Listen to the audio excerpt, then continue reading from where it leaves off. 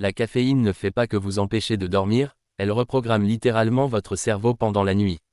On savait déjà que boire du café tard le soir retardait l'endormissement.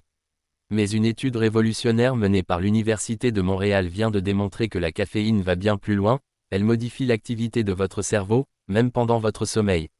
Une nuit sous caféine, un cerveau en alerte. Publié dans la revue Communication Biology en avril 2025, l'étude a observé 40 jeunes adultes ayant reçu l'équivalent de 2 expressos, 200 mg de caféine, avant de dormir.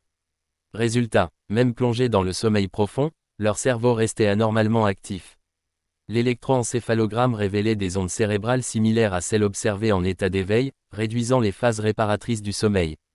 C'est comme si le cerveau restait en mode performance au lieu de passer en mode récupération, résume le chercheur principal, Karim Gerbi.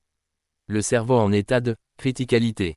Les chercheurs parlent d'un état de criticalité, dans lequel les connexions neuronales deviennent plus complexes, dynamiques et moins prévisibles.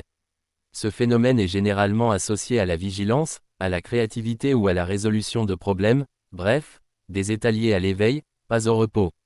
Sous caféine, même le sommeil profond NREM devient une activité cérébrale intense. Des jeunes plus impactés que les adultes. Autre fait marquant, les jeunes de 20 à 27 ans sont les plus sensibles à cet effet. Leur densité plus élevée de récepteurs à l'adénosine, cible principale de la caféine, les rend particulièrement vulnérables à ces perturbations. Une raison supplémentaire de surveiller sa consommation de boissons énergisantes ou de café en soirée. Une récupération cognitive en danger.